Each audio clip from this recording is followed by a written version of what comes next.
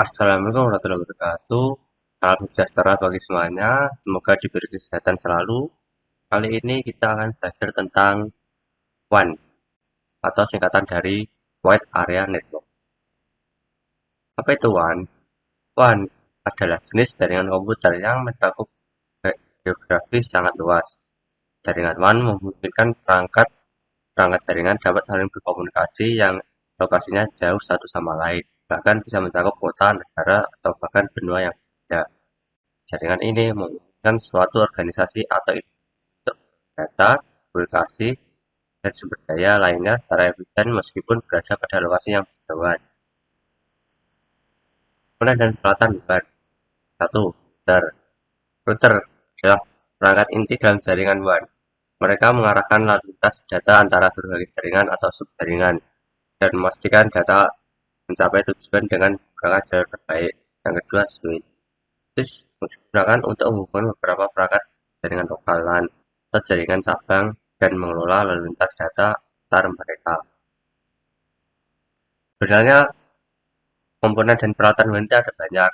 Ada access point, ada kabel USB, ada hub, dan sebagainya lagi. Tapi yang jadi intinya itu cuma ini router sama switch. Enkapsulasi. Enkapsulasi adalah proses dalam komputer dan jaringan di mana data atau informasi ditambahkan dengan informasi tambahan dalam bentuk header atau trailer dikirim melalui media komunikasi. Tujuan utama enkapsulasi adalah untuk memberikan struktur dan informasi yang diperlukan agar data dapat diidentifikasi, diarahkan, dan dikelola dengan benar di seluruh jaringan. Jenis enkapsulasi. Yang pertama ada point-to-point protocol. Point-to-point protocol adalah protokol enkapsulasi yang sering digunakan untuk menghubungkan perangkat secara langsung melalui koneksi serial seperti jalur telepon atau disk line. Point-to-point protocol mencakup berbagai pilihan autentikasi, kompresi, dan pengenalan kesalahan. Yang kedua, High Level Data Link Control. High Level Data Link Control adalah protokol enkapsulasi yang banyak digunakan dalam lingkungan WAN, terutama dalam koneksi yang menggunakan jalur telepon atau listrik lain. Level Data Link Control awalnya dikembangkan oleh IBM dan telah menjadi dasar bagi banyak protokol enkapsulasi lainnya, termasuk point-to-point protocol. Yang ketiga, frame relay. Frame relay adalah protokol enkapsulasi yang umumnya digunakan dalam jaringan WAN untuk menghubungkan berbagai lokasi. Ini berbasis lapisan data link dan memungkinkan pengiriman data dalam bentuk frame melalui sirkuit. Ya, tadi sedikit tentang teori yang telah saya jelaskan. Berikutnya adalah praktek yang akan menggunakan Cisco Packet Tracer. Kita akan mencoba simulasi WAN memakai Cisco. Nah, pertama-tama kita ambil satu router dan dua switch dan 6 komputer.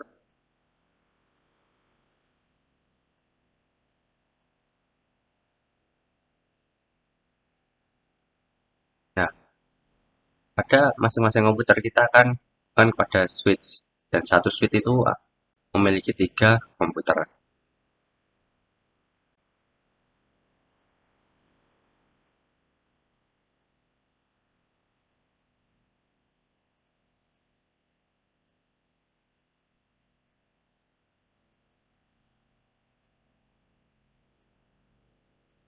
Nah, pertama sudah selesai karena yang kedua.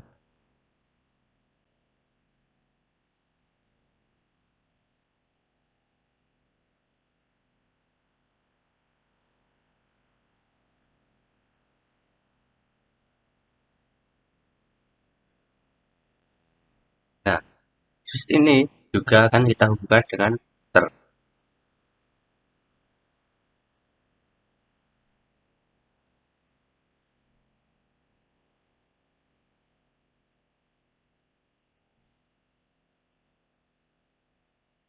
Nah, kita akan memulai dengan PC PT0 ini akan kita beri IP.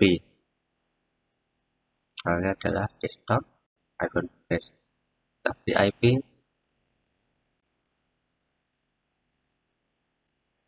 masnya 255, 255. Nah, kita kan juga beri ya.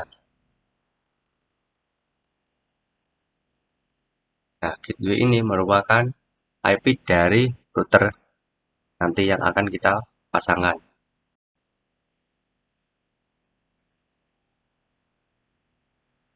Kita beri juga ya.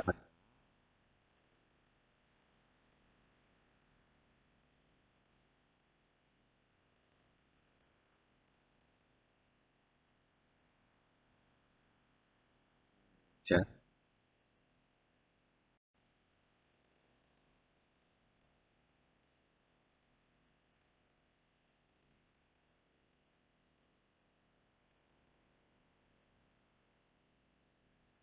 Nah, sebelah sini kita sudah beri kopi.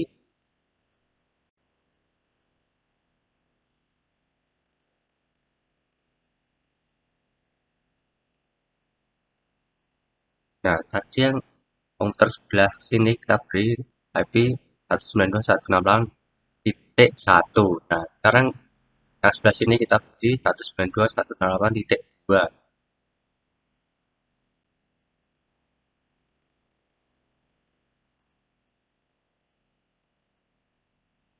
Kita beri ritmenya juga.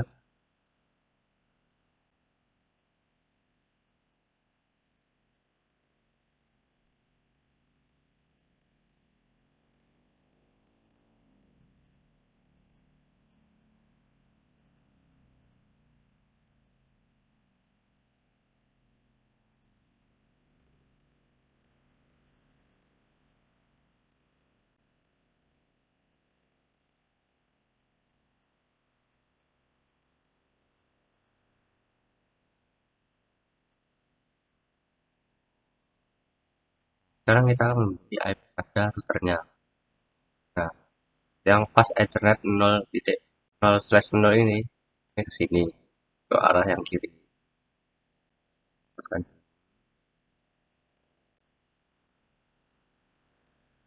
Nah, ini gateway-nya tadi sebagai router, IP routernya. Ethernet 1.0 ini ke sebelah kanan.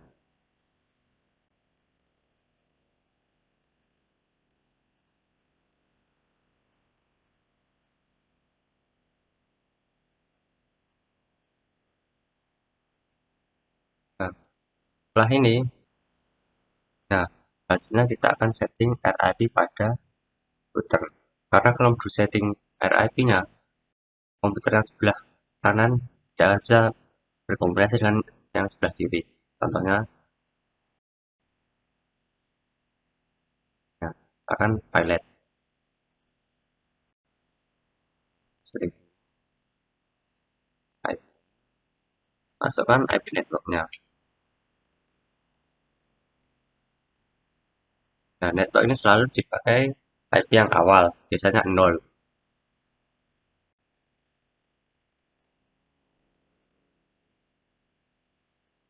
Nah,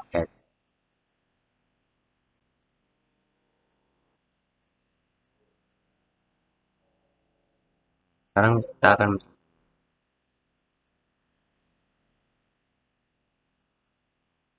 menyelesaikan.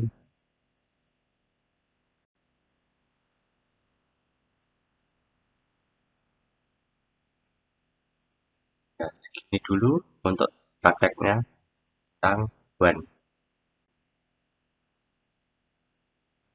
Nah, tadi kita sudah belajar tentang WAN, teori dan juga prakteknya. Sekarang kita akan belajar tentang jaringan nirkabel. Nah, teori jaringan nirkabel ini terbagi dalam beberapa part. Yang pertama itu ada teori gelombang, terus ada teori wireless radio, kemudian standar jaringan WiFi, dan ada antena. Nah, yang pertama adalah teori gelombang. Gelombang adalah perambatan yang bersumber dari gangguan pada suatu medium. Pada pada peristiwa rambatan tersebut tidak disertai dengan perpindahan tempat secara permanen dari materi medium. Gelombang menurut arah getarannya dibagi dalam dua bagian, yaitu gelombang transversal dan gelombang longitudinal. Jenis gelombang berdasarkan arah lambat dan getarannya. Gelombang transversal adalah gelombang yang arah getarannya tegak lurus dengan arah pelambatannya, sehingga bentuk dari gelombang ini terdapat bukit dan lembah gelombang. Gelombang ini membutuhkan material solid untuk merambat dengan efektif. Hal tersebut menyebabkan gelombang ini tidak efektif merambat pada material cair dan gas. Terlihat seperti di gambar. Yang atas itu disebut dengan bukit gelombang, sedangkan yang bawah adalah lembah gelombang. Gelombang longitudinal adalah gelombang yang arah getarannya berhimpit atau searah dengan arah hambatan gelombang. Gelombang ini tidak menunjukkan deretan bukit dan lembah, tetapi merupakan rampatan dan renggangan. Gelombang ini juga disebut dengan gelombang kerawatan, density wave, karena kerapatan partikel berfluktuasi pada saat gelombang ini bergerak. Sifat umum gelombang. Pertama, gelombang dapat mengalami pemantulan atau disebut dengan refleksi. Pada pemantulan, gelombang berlaku sudut datang gelombang sama dengan sudut pantulnya. Pada saat gelombang bertemu dengan bidang batas, maka akan timbul gelombang pantul dengan arah yang berlawanan terhadap gelombang yang datang. Yang kedua adalah pembiasan atau disebut dengan refleksi.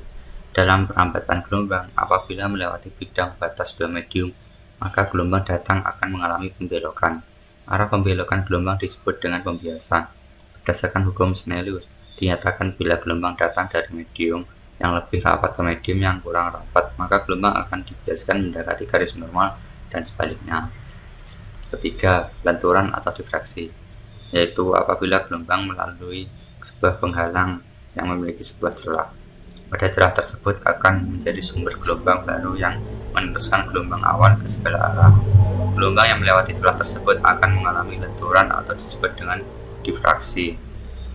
Gelombang juga dapat mengalami penggabungan perpaduan antara dua gelombang atau lebih pada satu tempat bersamaan, disebut juga dengan interferensi. Perpaduan gelombang terjadi apabila terdapat gelombang dengan frekuensi dan beda fase bertemu. Interferensi gelombang dengan fase yang sama akan menyebabkan kedua gelombang akan saling menguatkan atau disebut dengan interferensi konstruktif. Sedangkan interferensi gelombang dengan fase yang berlawanan akan menyebabkan kedua gelombang saling melemahkan atau disebut dengan interferensi destruktif. Frekuensi dan periode gelombang. Frekuensi gelombang adalah banyaknya gelombang yang terjadi dalam satu satuan waktu. Frekuensi dinotasikan dengan huruf F dengan satuan Hertz atau disingkat dengan Hz. Frekuensi berbanding terbalik dengan periode. Rumus mencari frekuensi adalah F sama 1 per T, di mana F adalah frekuensi dan T adalah periode gelombang. Periode gelombang adalah waktu yang dibutuhkan untuk menempuh satu gelombang dalam satuan detik. Periode gelombang pada gelombang transversal adalah gerakan gelombang dari kedudukan seimbang ke puncak gelombang, kemudian kembali ke kedudukan seimbang, lalu ke lembah gelombang sampai dengan kembali ke kedudukan seimbang. Gelombang seismik. Gelombang seismik adalah gelombang elastis yang menjalar di dalam medium bumi yang diakibatkan oleh patahnya lapisan batuan ataupun disebabkan oleh ledakan.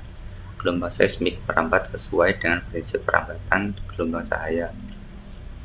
Pembiasan dengan koefisien bias, pemantulan dengan koefisien pantul, dan hukum-hukum Snellius, Fernald, dan Huygens. Gelombang seismik diukur dengan menggunakan alat seismometer. Gelombang seismik dibagi menjadi dua kelompok, yaitu gelombang wave dan gelombang permukaan wave. Gelombang wave adalah gelombang yang merambat di bawah permukaan bumi. Gelombang ini bisa disebutkan free wave, dikarenakan gelombang ini menjalar ke segala arah. Gelombang permukaan adalah gelombang yang merambat di permukaan bumi. Gelombang ini memiliki frekuensi yang lebih rendah dibandingkan dengan gelombang badan. Amplitudo gelombang permukaan akan mengecil dengan cepat terhadap kedalaman. Hal ini diakibatkan oleh adanya dispersi pada gelombang permukaan, yaitu penguraian gelombang berdasarkan panjang gelombangnya sepanjang perambatan gelombang. Nah, setiap kelompok gelombang seismik akan memiliki jenis masing-masing. Pertama, jenis gelombang badan. gelombang primer disebut dengan gelombang konversi, gelombang longitudinal, gelombang dilatasi atau gelombang irotasional. Gelombang ini dapat menjalar melalui segala medium, padat, cair, dan gas. Gerakan partikel medium yang dilewati oleh gelombang ini searah dengan arah perjalanan gelombang didasarkan dengan seismik gelombang ini, yaitu gelombang longitudinal. Maka gelombang ini memiliki bentuk rapatan dan renggangan. Gelombang sekunder disebut juga sebagai gelombang sekunder atau gelombang transversal. Gelombang ini memiliki arah gerakan yang tegak lurus dengan arah perambatan gelombang. Didasarkan pada jessena, gelombang ini memiliki puncak dan lembah gelombang. Gelombang merambat pada sela bebatuan dan bergantung pada medium yang dilalui. Gelombang ini hanya dapat menjalar pada medium padat karena medium cair dan gas tidak memiliki daya elastisitas untuk kembali ke bentuk asal.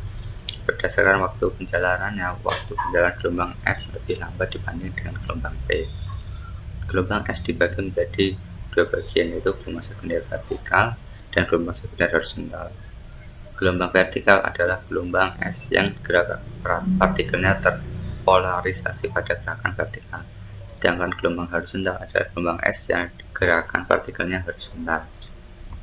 Jenis gelombang permukaan surface wave. Gelombang loft adalah gelombang geser S-wave yang terpolarisasi secara horizontal. Kecepatan lambat gelombang ini umumnya lebih lambat dari gelombang S. Dalam perjalanannya, gelombang ini tidak dapat menghasilkan perpindahan material secara vertikal. Gelombang ini merambat pada permukaan bebas pada medium berlapis dengan gerak partikel. Gelombang Rayleigh adalah gelombang yang menjalar di permukaan bebas pada medium berlapis maupun homogen dengan pergerakan menyerupai elips. Karena penjalaran gelombang ini berada pada permukaan bumi, maka amplitude gelombang Rayleigh akan berkurang dengan bertambahnya kedalaman. Pada saat terjadi gempa bumi besar, gelombang Rayleigh akan terlihat pada permukaan tanah yang bergerak ke atas dan ke bawah. Kecepatan lambat gelombang Rayleigh lebih lambat daripada gelombang loft. Teori wireless. Hubungan wavelength dan frekuensi pada gelombang elektromagnetik.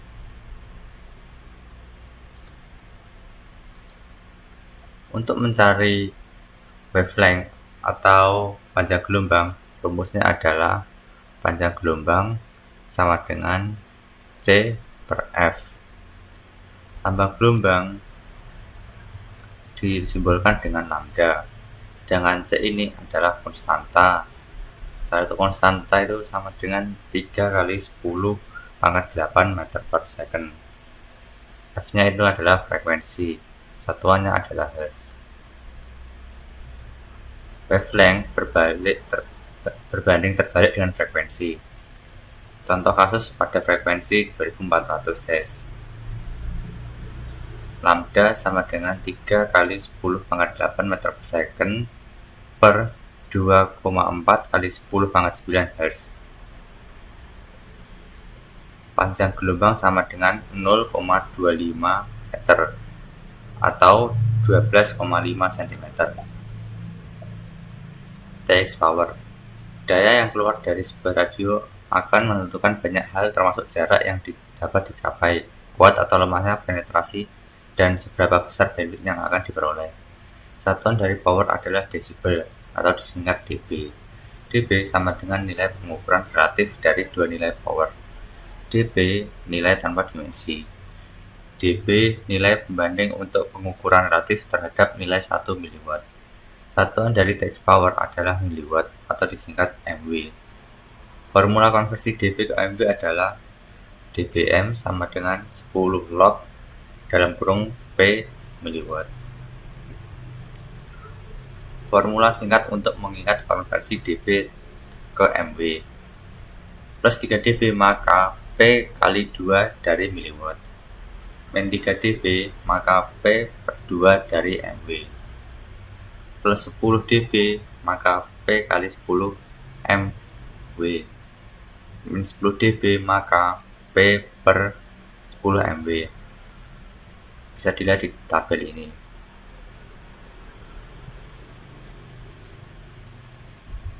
Contoh soalnya, 200 mW sama dengan berapa dBm? 200 itu 2 kali 10 kali 10 3 plus 10 tambah 10. 3 ini dari tabel yang ini. 2 mW sama dengan 3 dBm. 3 plus 10 tambah 10 sama dengan 23 dBm. Nah, 23 dBm sama dengan berapa miliwatt? 23 ini sama dengan 3 tambah 10 tambah 10. 2 kali 10 kali 10 ini adalah konversi kembali 3 dBm ke miliwatt. Nah, 23 dBm sama dengan 200 miliwatt. RX sensitivity. Semua radio memiliki batas point of no return, kondisi di mana sinyal radio yang diterima lebih kecil daripada sensitivitas penerimanya, RX sensitivity, dan rasio tidak akan dapat menerima atau mentransfer data. Sinyal minimum yang diperoleh pada sisi penerima menunjukkan bit error rate BER. Hampir semua vendor menggunakan patokan BER dengan nilai 1 kali 10 pangkat 6. 1 error bit dalam setiap 1 juta bit untuk menentukan RX sensitivity. Pastikan Anda memeriksa spesifikasi RX sensitivity pada setiap wireless card yang digunakan. Loss kabel. Penggunaan kabel koaksial sangat mempengaruhi besar atau kecilnya sinyal yang akan diterima. Terdapat beberapa jenis kabel dan masing-masing memiliki karakteristik loss yang berbeda. RG58 sama dengan 1 dB per meter. RG213 sama dengan 0,6 dB per meter. RG174 sama dengan 2 dB per meter. LMR195 sama dengan 0,55 dB per meter. LMR400 sama dengan 0,22 dB per meter. EIRP. EIRP, Effective Isotropic Radiated Power, adalah besarnya sinyal dalam dB maupun miliwatt yang terpancar dari sebuah perangkat. EIRP merupakan penjumlahan dari besarnya power yang ditransmit dengan besarnya gain antena dikurangi dengan banyaknya loss dari kabel, konektor, pigtail, dan lain-lain. EIRP sama dengan dBm radio plus dBi antena dikurangi losses. Losses sama dengan loss kabel plus pigtail plus konektor plus lain-lain. Nah, contoh gambar ini EIRP ini adalah gelombangnya ini. Sedangkan kabelnya ini yang dinamakan dengan loss. Biasanya kabel kalau terlalu panjang itu dapat mengalami yang namanya loss atau kekurangan daya. Free space loss. Pada saat gelombang terpancar dari antena EIRP, jarak yang ditempuh sampai ke tujuan akan menyebabkan penurunan dari sinyal. Penurunan sinyal akibat jarak ini disebut FSL, free space loss.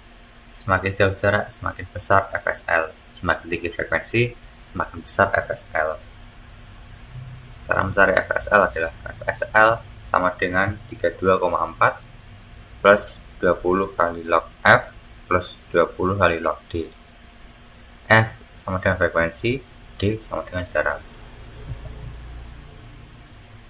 Nah, seperti ini FSL 2,4. Kalau 5 km itu 114, 10 km itu 120, 20 km 126, 40 km 132, dan FSL 5,7. Kalau 5 km 122, 10 km 128, 20 km 124, 40 km 140.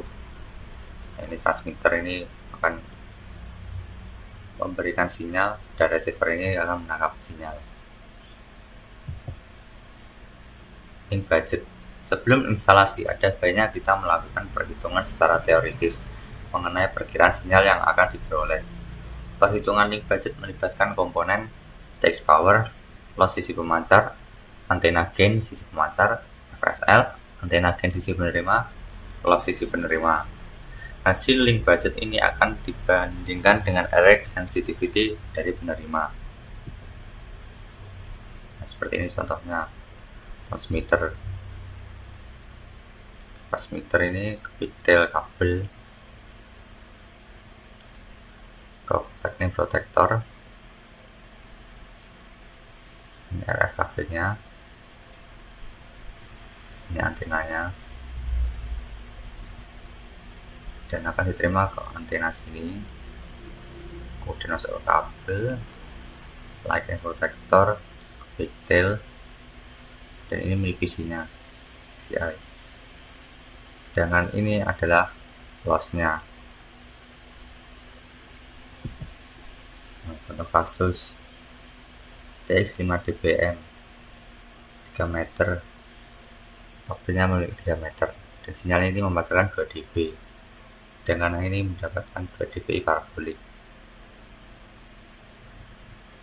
dan akan diterima dari server menjadi min 82 dBm.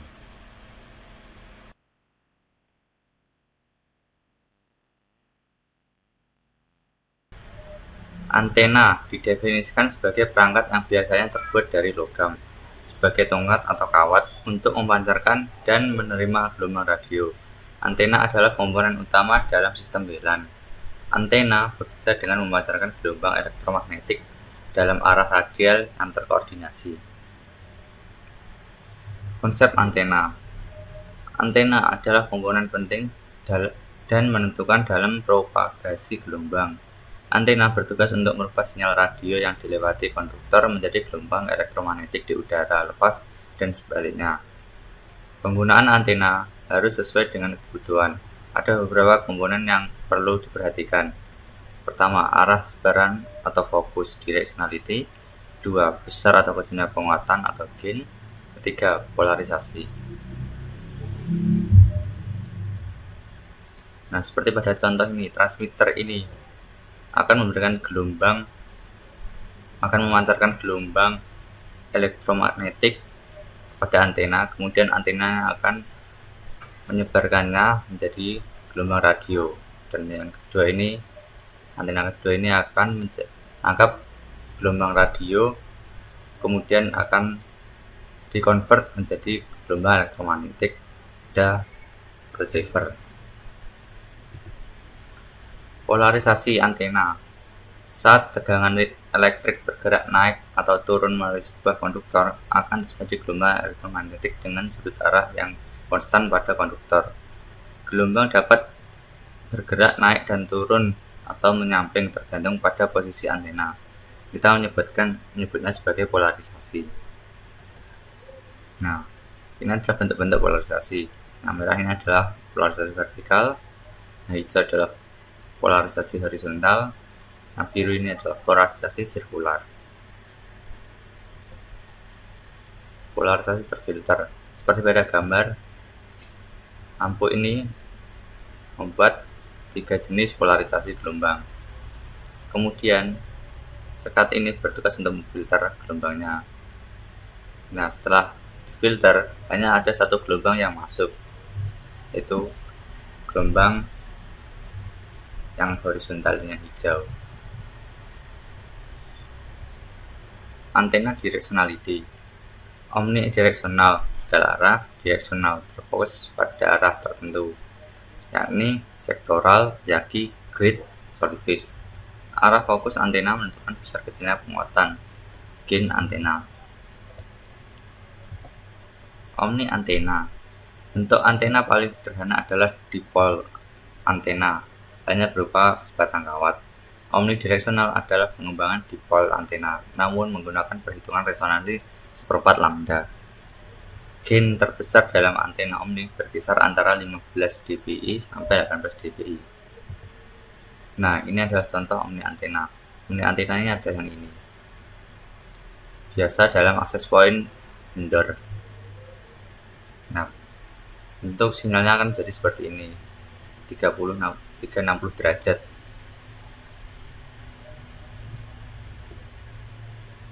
Directional antena. Directional antena adalah jenis antena yang tidak memberikan area coverage 360 derajat atau yang lebih fokus. Ada 2 prinsip pembuatan directional antena. Pertama, pengembangan dari dipole antena dengan menambahkan reflektor seperti antena grid, disk antena sektoral. Pembuatan model plat dengan penghitungan seperempat lambda seperti antena patch. Kemungkinan besar gain akan semakin sempit area cakupannya dan begitu sebaliknya. Prinsip grid dan disk antena. Grid atau disk antena dibuat dengan prinsip refleksi. Sinyal yang datang secara lurus akan dipantulkan terpusat satu titik. Nah, untuk hitam ini adalah gelombangnya. Gelombangnya ini akan dimantulkan ke parabolik reflektor, kemudian akan ditangkap oleh antena yang hijau ini. Nah, yang bawah ini tidak ada bagian bawahnya, cuma atas saja. Bedanya kalau konsegen ini akan memiliki dua pantulan, pertama yang merah ini, kemudian yang di tengah.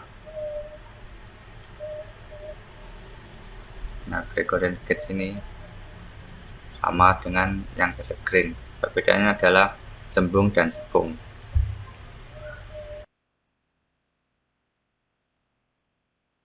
Nah, yang keempat adalah standar dan frekuensi WiFi. Standar wireless dan frekuensi IEEE 802.11. IEEE atau singkatan dari Institute of Electrical and Electronics Engineers adalah organisasi internasional yang bertujuan dalam mengembangkan teknologi untuk meningkatkan harkat kemanusiaan.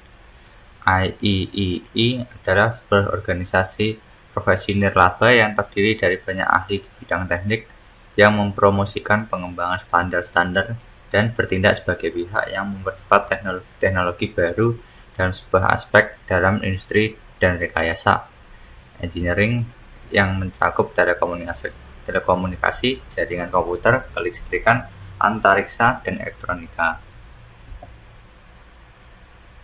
Nah, di sini adalah contoh-contoh pengembangan yang sudah dikembangkan oleh IEEE.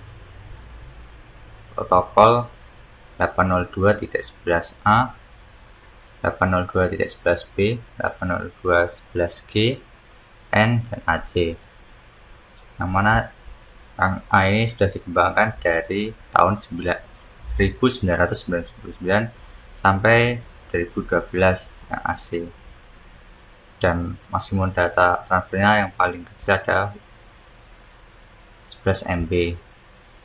Tapi dari tahun yang A ini sudah ada yang 54 Mbps sampai 3,2 GB per second. Frekuensinya terdiri dari 5 GHz, 2 GHz, dan 2,4 GHz, 2,4 atau 5 GHz, dan bermacam-macam bandwidth. Ada yang 20, 40, 80, bahkan ada yang 160 MHz. Channel WiFi 2,4. Di Indonesia terdapat 13 channel masing-masing dengan lebar data 22 MHz. Terdapat 3 channel non-overlap, tidak saling mengganggu. Secara teori memungkinkan terdapat 3 access point di lokasi yang sama tanpa saling intervensi.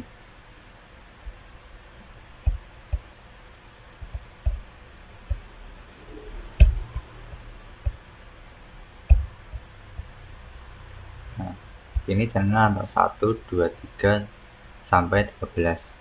Untuk yang 14 sendiri ini digunakan untuk privasi untuk satelit.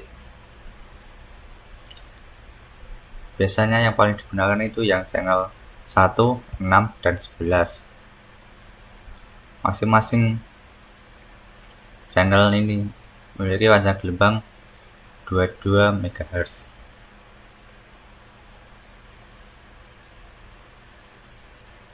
Untuk channel yang pertama ini frekuensinya 2,412, yang keenam 2,437, dan 11 2,462. Nah, setiap WiFi ini memiliki sebuah frekuensi. Setiap channel ada frekuensinya 2,4, dan setiap channel ini berada di tengah. Yang satu ini 2,412, dan yang kedua ini 2,417. Setiap channel ini memiliki panjang 22 MHz. untuk yang channel WiFi 5,3 GHz. Untuk domainnya berada di Unis1, Unis2.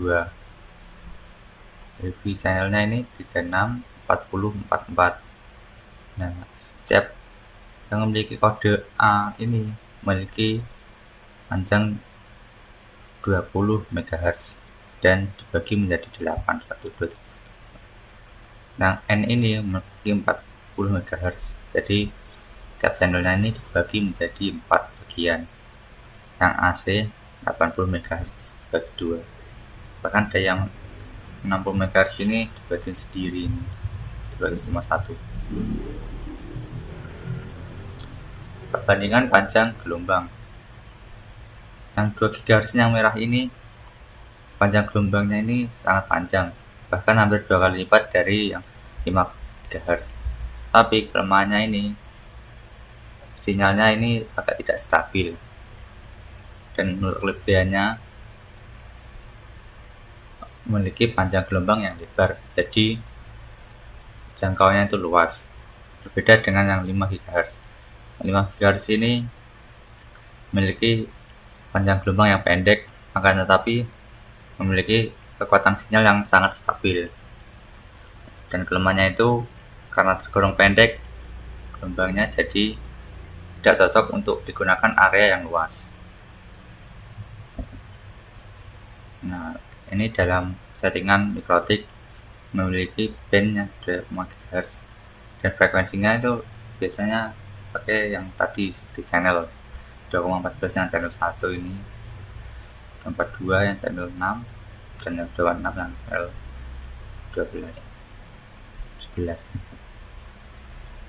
Interferensi pada WiFi Go channel. Go channel ini memiliki satu channel, jadi akses point 1 ini akan dibagi kepada seluruh klien yang ada di sini. Yang adjustment channel ini, setiap akses point memiliki channelnya masing-masing, jadi para klien itu akan saling terhubung dengan tumpang tindih. Berbeda lagi dengan non-WiFi. Nah, non-WiFi ini adalah frekuensi tapi bukan untuk WiFi. Frekuensinya itu adalah frekuensi milik microwave atau kamera analog, bahkan ada yang untuk telepon umum itu.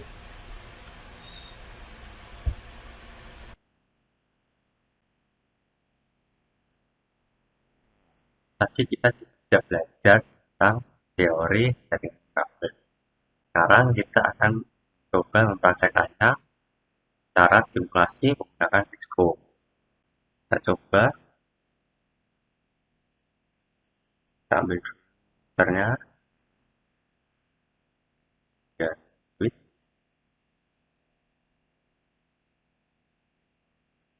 kemudian wirelessnya,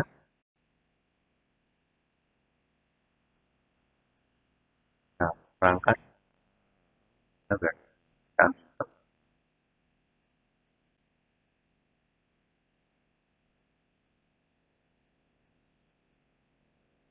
yang pertama kita SSID. SSID ini nama WiFi-nya. Kita ubah contohnya. Nah, authentication ini adalah passwordnya. Kita pakai yang bebas. Kayak depan.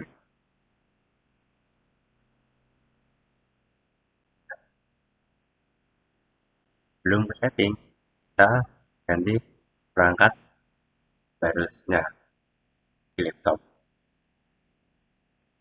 Nah, kita ambil yang WPT 300N. Nah, kita lakukan hal yang sama ke laptop lain. Pakai Android.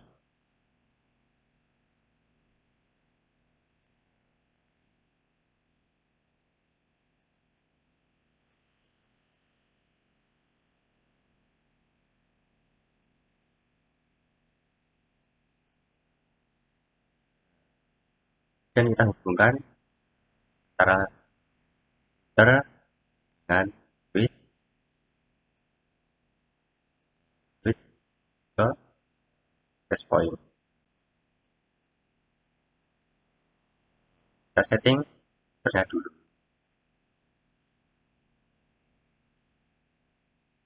Kita mulai router.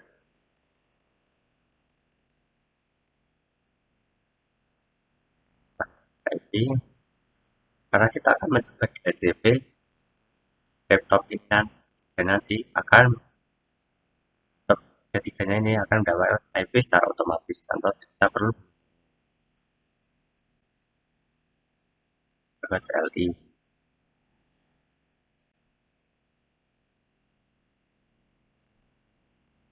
Nah, nama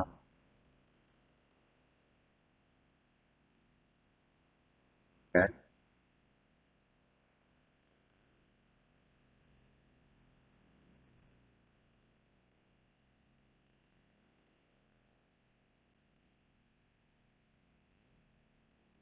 nah,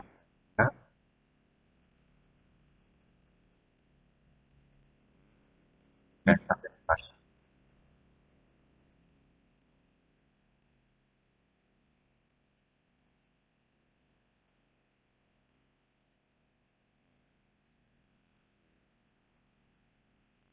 Nah, selesai, kita hubungkan laptop ke wirelessnya. Tadi kan namanya pola.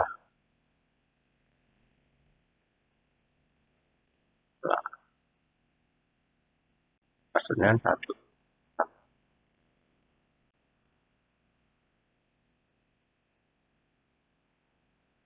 Nah, kalau ada garis-garis ini tuh, artinya laptop dengan akses pointnya sudah terhubung secara wireless tanpa kita gabungan. Nah, artinya kan sudah otomatis sudah dapat 192, 128, 103, ya, yang sudah dapat. Kita lakukan pada yang lainnya.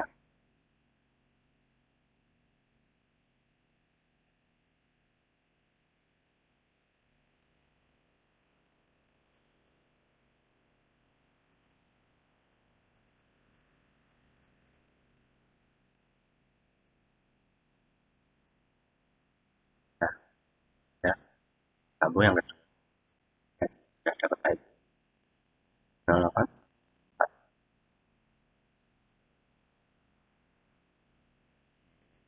ya.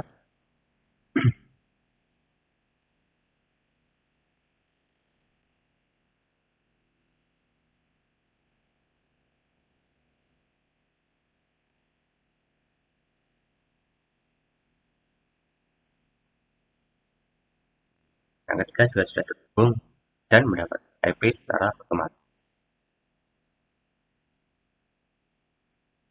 Ya, untuk teori harusnya cukup untuk di sini saja. Ya, kalian praktekkan wireless dan one yang tadi.